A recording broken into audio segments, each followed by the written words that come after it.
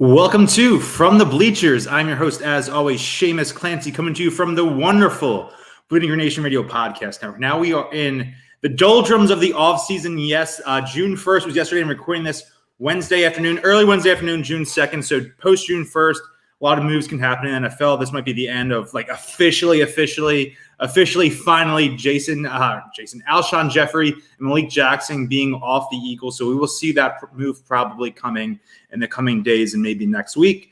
But I'm not going to really talk about real X's and O's stuff right now. Obviously, there's not a lot going on. I could do a podcast like, are the Eagles going to trade for Julio Jones? No, the Eagles aren't going to trade for Julio Jones. Would I like that? Actually, maybe. I mean, you want to surround Jalen Hurst with as much talent as possible, give him a chance to be a true franchise quarterback, and they will have possibly 3 first-round picks next year. I know Julio Jones is a little older, but still maybe the most dominant receiver in the league. First ballot Hall of Famer guy here who would come in, and if you pair him with Jalen Reagor, who is your slot receiver, and he can have that pressure offer him after a up and down and fairly disappointing rookie season. I know it was injury-plagued, but still disappointing. And then you have Devontae Smith, who comes in and is a number 2 receiver and still could be like the most dynamic rookie receiver since Deshaun for the Eagles. It'd be transformative. Now, is it going to happen? No, but is it the smartest move? No, but I'm here for the vibes. I'm here to have some fun. And that goes right into our topic for today. So I do a weekly mailbag feature for BGN. I'm sure if you're listening to this podcast, if you like this podcast, go read it every week. It's the Weapon X mailbag, obviously named after the great Brian Dawkins. I'm a huge Wolverine fan, X-Men, Marvel fan, and of course, Brian Dawkins is my favorite Eagles of all time. Ricky Watters, sneaky too cool for the Eagles.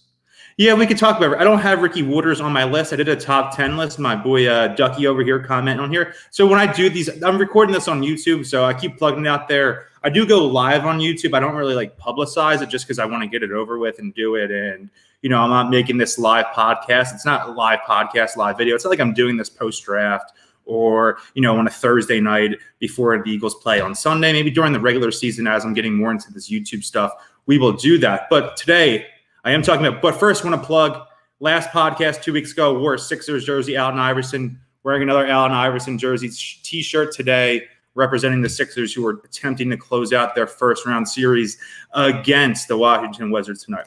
Today's topic, again, going for the vibes. Coolest Eagles ever. This was inspired, as I was talking about the mailbag, a mailbag question I got this week who said, is Jalen Hurst the coolest Eagles player ever? No. I mean, I'm obviously the big Jalen Hurts guy, and, he's cool, he's awesome, his leadership, his vibes, his aura, his juice around him is incredible, but obviously he started 4 games as an Eagle. We can't really put him up there yet. Maybe if he has an unbelievable season this year and proves to be the franchise quarterback, he could go up there in the top 10, maybe the top 5.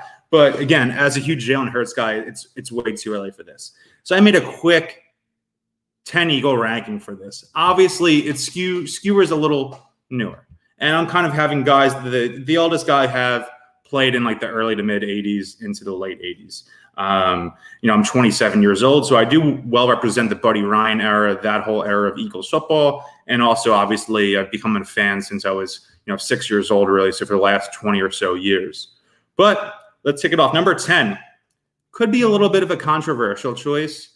He's someone who's dynamic, exhilarating. You'll never forget watching him play football, but there are some off-the-field things that are understandably taken away from that. So Michael Vick, he didn't have the dog-fighting stuff.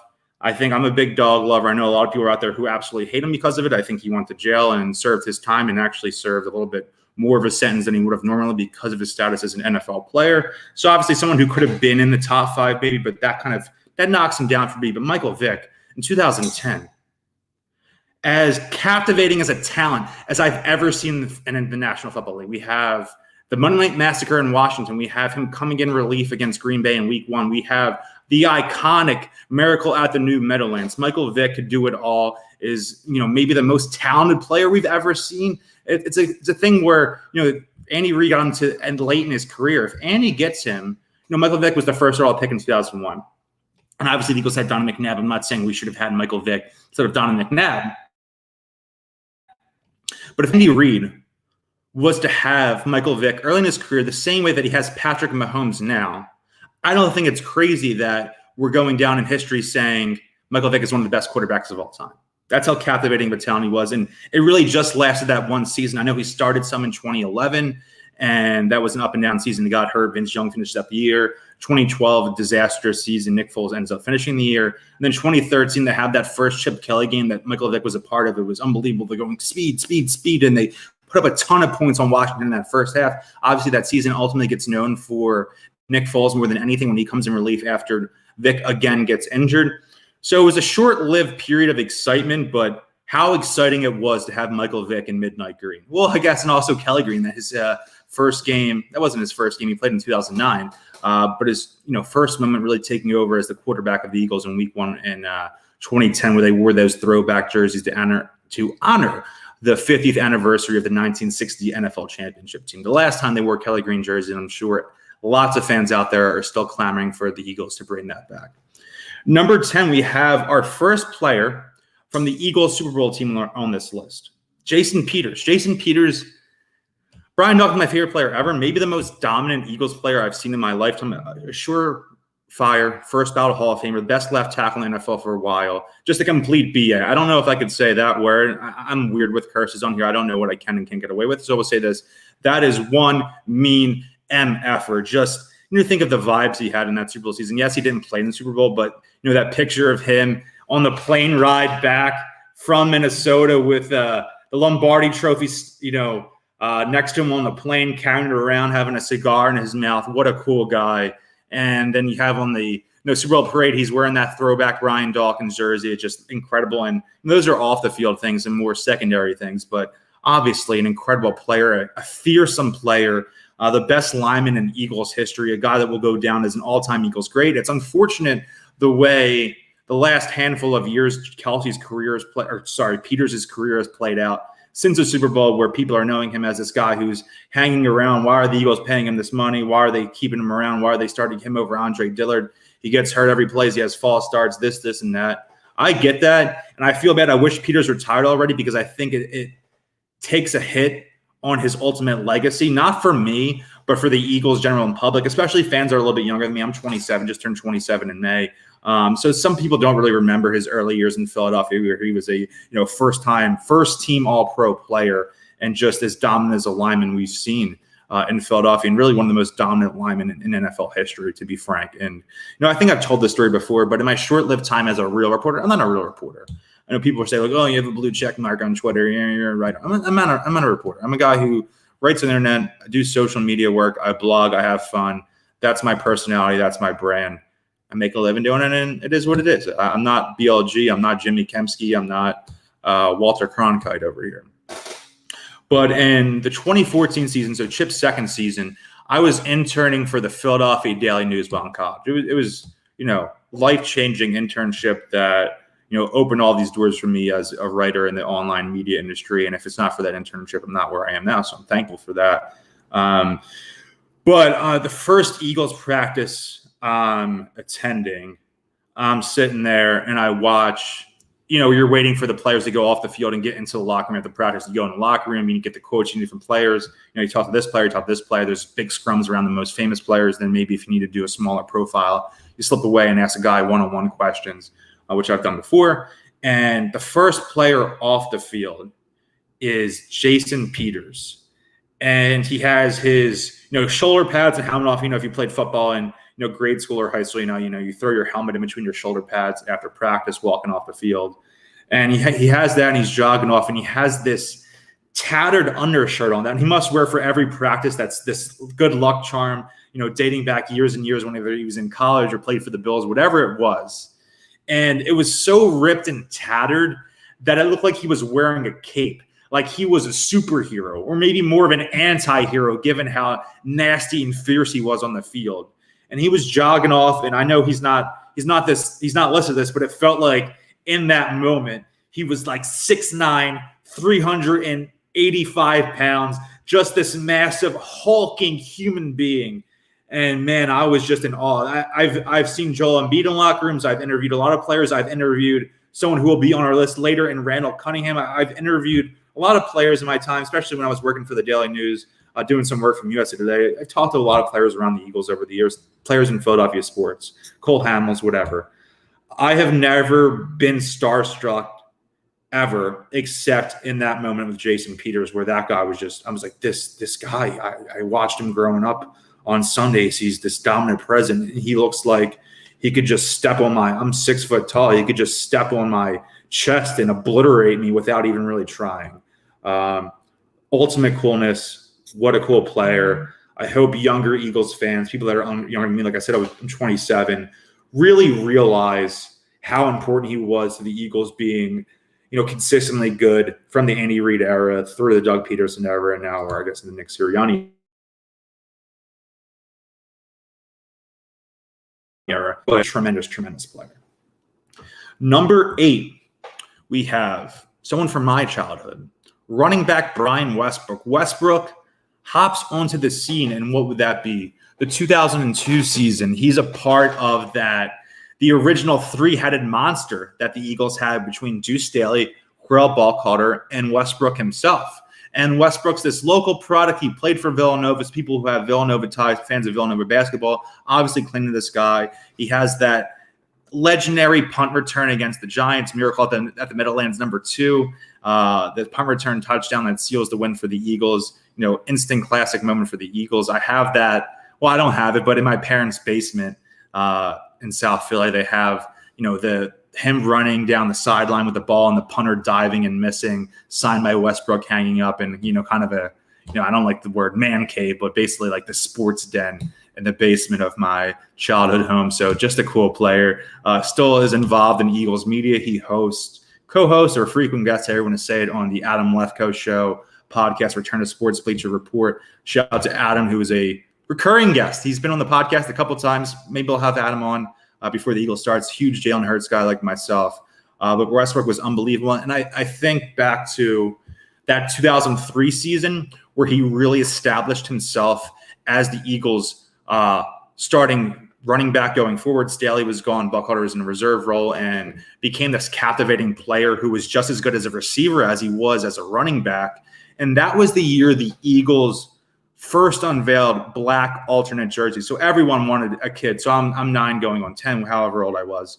And every kid wants a black jersey. And the hardest jersey to get in town, any sport, was a black Brian Westbrook jersey. And, I'm privileged enough that I got one for Christmas. I thank my parents for that. I was very lucky and fortunate that they could give that to me. But Westbrook, at that peak in 2003, he was the coolest Eagles in town, every kid's favorite, so captivating, so electric, so dynamic, a player who would be, like some players on this, would be even better now in today's NFL than he was in 2003. Yes, Andy Reid was ahead of the curve on, this West Coast, utilizing running backs as a receiver, but now he would have, he had catches seasons where he had caught 90 balls, but now would be electric, even more so. Christian McCaffrey type player, would be as good as Christian McCaffrey. He'd be the number 1 player drafted in fantasy football if 2003 Brian Westbrook was coming into the 2021 season. So all in love for the world for Westbrook.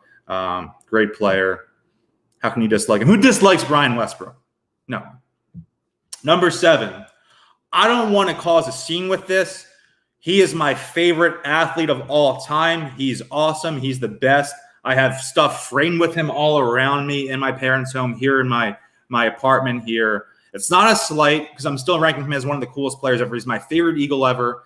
We did a poll during the pandemic last summer for BGN, ranking everyone's favorite Eagle ever. I was running it on Twitter, doing this bracket, had 64 Eagles players. He won. Again, not a slight. Brian Dawkins, number 7. He's awesome, but there just happens to be players I think who are cooler than him. As dominant as he was on the field, I love that Weapon X persona that he has. Just what can you say about Brian Dawkins? Has been said. Hall of Famer, everyone's favorite player growing up, and just someone who just speaks to you the way he, again, has become such a vocal proponent of mental health awareness. As someone who's struggled with mental health issues throughout my life, I'm someone who has bipolar disorder. I've written about it different times for Bleeding Green Nation over the last handful of years. Dawkins, without a doubt, an inspiring presence for me, someone who I absolutely adore, I absolutely love. I'm going to be buried in a Brian Dawkins jersey. And Dawkins talked about this. You could look it up online. I think it was around the time he was getting announced for the Hall of Fame. He's speaking at the NovaCare complex, and Dawkins is talking about his relationship with Eagles fans, and obviously a super emotional guy, super emotional. I wear my heart on my sleeves. Dawkins wears his heart on his sleeves. That's why I absolutely love the guy. And he's talking about how, the thing that gets to him the most, the thing that he feels most connected. I'm getting choked up saying this because he's getting choked up in the video. Is he's saying, the thing that means the most to me is that when people tell him, I'm getting choked up, his relatives, people's relatives get buried in his jerseys. And, what kind of honor must that be as just an athlete to have that transformative effect on people that they're going to get buried in your clothing? And, I don't know when I'll die, if it's 10 years from now, 20, 40, 60, 80, whatever it may be, I will be laid down in a Brian Dawkins jersey. And I have this quote. So when I was saying I did that poll for Bleeding Green Nation when Dawkins won, I kind of wrote a profile about him. I'm just talking about my love for him, how cool he was, the mental health stuff. And my quote read is, Brian Dawkins is my favorite athlete of all time.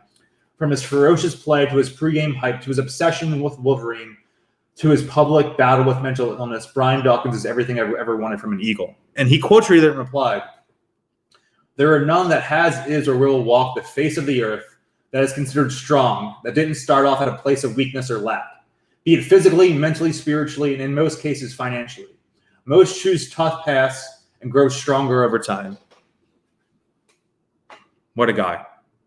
Brian Dawkins, Philadelphia legend, maybe, might go down as people's favorite Philadelphia athlete of all time. But they're just players who I think are cooler, more dynamic. As much energy Dawkins brought, he still had this, I think, shroud of mysterious around him. He wasn't, someone who's in the face in the press. He was, he was physical. He was all these things. But these other players have a different type of electricity to them that separates Dawkins from them, whereas Dawkins is, again, my favorite Eagle ever. But when we're talking about this coolness, this it factor, it's a little bit different to me.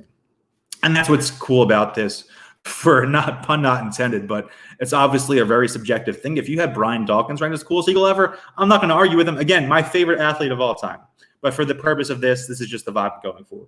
Number 5, another player whose tenure in Philadelphia was lived short, but one that will live forever in Eagles fans' hearts. Terrell Owens, T.O., 2004, most impactful acquisition in Philadelphia sports since Moses Malone in the 1983 season. Just changed everything. Until 2017, I had never experienced a sports season like the 2004 Eagles. I was 10 years old. I was in 5th grade. Nothing could be more captivating than that.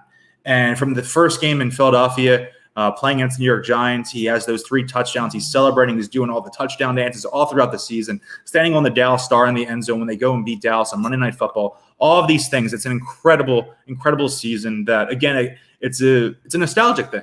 Brian, T.O. comes to Philadelphia when I'm 10 years old, and that's something that will live in my mind forever. I just discovered this. Let me see if I could show it on the camera. I don't know how good it'll work. I had this picture I found just because it's Sixers stuff. We're getting all amped for the season. It's a picture of former Sixers mascot Hip Hop and T.O. holding a custom Sixers jersey. I posted this on Instagram. The guy who runs Mitchell and Ness's Instagram replied, was like, oh my God, that's amazing. I said, if you make this jersey, I will buy it instantaneously. Can you see it? Pretty cool, right? Yeah. But T.O., no one owned the city like T.O. did in 2004. Maybe never before. Certainly never since. Again, we've had Nick Foles win a Super Bowl. We have all these things. Nick Foles isn't on this list. Nick Foles is the most important Philadelphia athlete of all time, but he is decidedly a very, very uncool person. And at the same time, that's what makes him such a special figure, is that this dorky Westlake, Texas guy comes in here and comes to this Northeast city, this hardened city, this dorky guy who wears those webbed sneakers or whatever where they have the different toe holes, comes in here and leaves everyone with a lifetime of memories from just a few short weeks in January and February 2018. So Nick, I love him, but it's definitely not on this list. T.O., again, just had the city in the palm of his hand like no athlete since maybe Iverson in 2001. No athlete since, everyone loved Rory Halladay in 2010, but it wasn't that same thing. It's different when it's the Eagles, and his persona is obviously a lot different than the one Doc Halladay had. So T.O., his persona, his electricity, the vibes he gave off, his the way he talked to the press, the way he showboated, all of these things. It's one of those players that if he's not on your team, you probably hate him. But if he's on your team, he's the best guy ever. Before the draft, I bought some of T.O.'s wine. It's 81 Vino, I think is the name of the brand. Really good. Not a huge wine guy, but I got to support my guy T.O. Love it. Owns a winery now. That has to be a factor on the list, right? Owns a winery. Who doesn't like that? Good wine. This isn't a plug. This isn't an ad. This isn't a Kenwood beer thinks Hoagies thing. I just liked his wine, and again, gotta love T.O. So I'm gonna give him a little from the Bleachers boost. Number 4, a guy who had 2 stints in Philadelphia, as Merrill Reese would say, DeSean Jackson.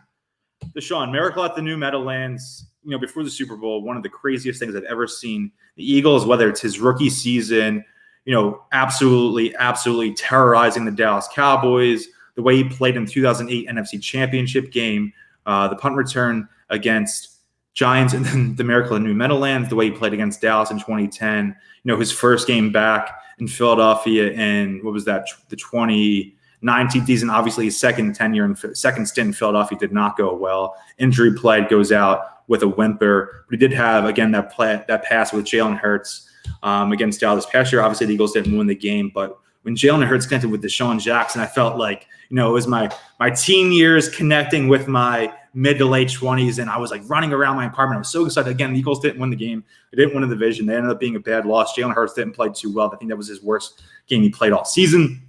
At the same time, magical moment. And, DeSean Jackson is one of those players. We talk about like flashbulb memories. Took intro to psychology in college like most people. Was in a 700-person lecture hall. I did not pay attention well, did not study well. It was not an environment conducive to learning for me specifically. But they talked about like flashbulb memories, these things where, what did you do? Who were you with? What did you eat for dinner the day before the miracle at the New Meadowlands? You have no idea, do you? No, because who would remember that? Can you remember where you were, who you were with, what you were doing during the miracle at the New Meadowlands, during DeSean's first game back in Philadelphia? He has those 2 touchdowns against Washington, his old team. If you can remember all of those things, DeSean Jackson is the personification of a flashbulb memory for Philadelphia Eagles fans. DeSean has given me so many memories. And again, his first tenure here ended in a murky terms. Second tenure here doesn't really go too well. But ultimately, DeSean, Eagles legend, will be in the Eagles Hall of Fame, maybe the greatest deep threat in NFL history, and just a guy who's given every Eagles fan so many memories, and the bravado he carried himself with, the way he's hyping himself up, hyping the Eagles team up before that punt return against the Giants in 2010. What more can you say about the guy? Incredible. Number 3, second Super Bowl champion on this list. Jason Kelce, warrior, plays throughout injuries, has been the anchor of the Eagles offensive line for a decade. Toys with him time, but keeps coming back, keeps grinding. And no matter who's under center, behind him, underneath him, however you want to say it, just consistent excellence, a guy who should be in the Hall of Fame one day. And the main reason he's up here, obviously part of the, he's a great guy in the community, as that's a Twitter inside joke, but just someone who breathes that Philadelphia energy that we all love.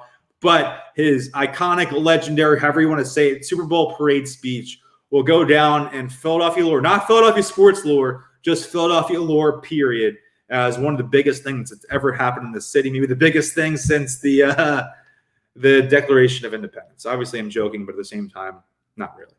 So Jason Kelce, short, simple, that speech. Mike Lombardi, you clown, go scram. Jason Kelce, number 3. Number 2, top 2 guys. 2 guys, I'm not showing my age here. 2 guys I never saw play in an Eagles uniform, but I think they're that special. Number 2, Jerome Brown, played at the U during their peak, Jimmy Johnson era when they were, wearing Army fatigues, getting off the plane before playing in a bowl game. Jerome Brown, Reggie White was obviously the best defensive player in Eagles history, maybe the best defensive player in NFL history. But Jerome felt like the heart and soul of that team. And there's obviously a mystique,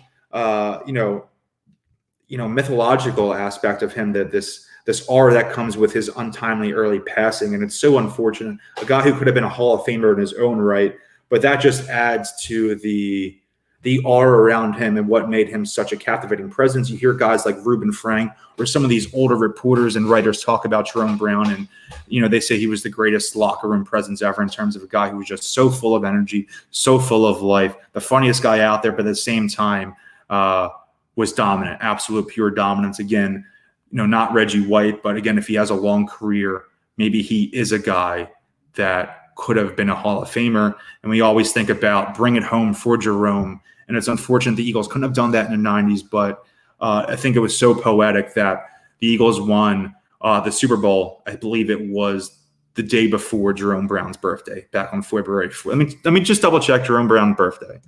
Jerome Brown birthday. February 4th. So they won the Super Bowl on his 53rd birthday.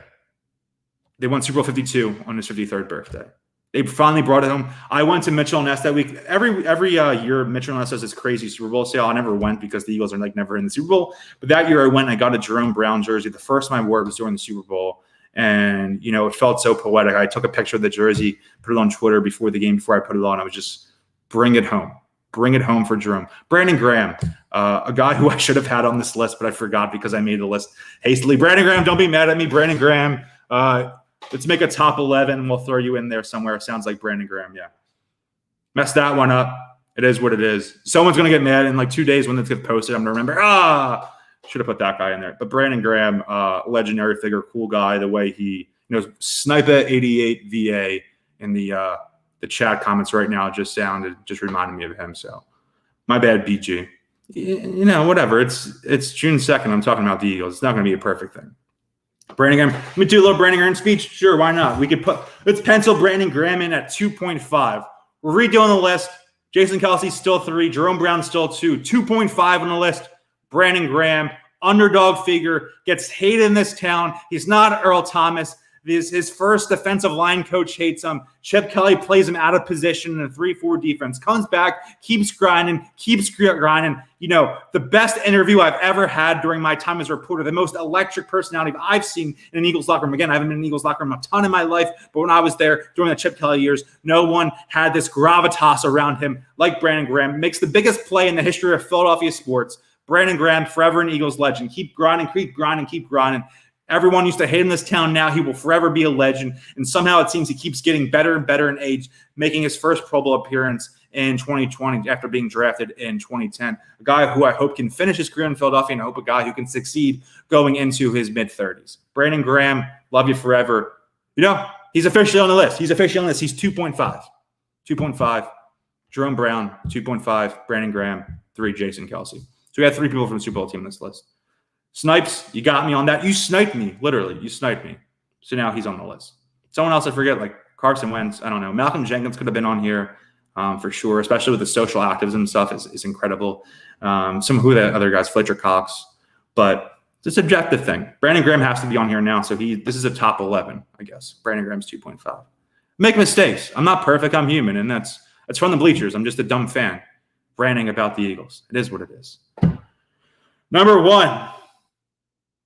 Randall Cunningham, a guy I didn't see play in the Eagles as an Eagle, but from whoever I talk to, older Eagles fans, my dad, family, friends, Twitter friends, whoever it is, Michael Vick before Michael Vick played, most of his prime in Philadelphia. Obviously, he had his best season ever in 1998 with the Minnesota Vikings playing with Chris Carter and Randy Moss, his old teammate, Chris Carter. But someone even more so than Vick, if he played now, he'd be a Hall of Famer. I mean, he's not a Hall of Famer now. He's kind of a Hall of Very Good guy. I know he's been on the ballot a couple different times. I actually interviewed him once at, what is it? What's the casino on Columbus Boulevard? Delaware Ave, whatever. Parks, whatever. I interviewed him there once when he was on the Hall of Fame ballot in 2014. Wasn't going to say he deserved to be in the Hall of Fame. Didn't want to say he revolutionized that game, but I kind of tried to put those words in his mouth because I really believe he did. He'd be better than Lamar Jackson if he played now. The human highlight reel, and we want to steal Dominique Wilkins' nickname for him. He has to play against Harry Carson on Monday Night Football. Back in the day, playing against the Giants. All these crazy plays. That the punt, the 99-yard touchdown against the Bills in Buffalo. He's unbelievable. Well, I skipped number 6 on my list. Again, I'm all over the place because I was so amped to go to Terrell Owens. So we're going to cross off. I'm going to redo the list at the end. This guy I liked. I had Mike Quick on here because of his time as an announcer. But I'm going to redo the list. This is live. I'm doing it live. We're having fun here. It's June 2nd on a Wednesday afternoon. Sixers play tonight. Eagles aren't playing for 3 months. Let's do it. New list. We're going to keep Vick at 10. We like that.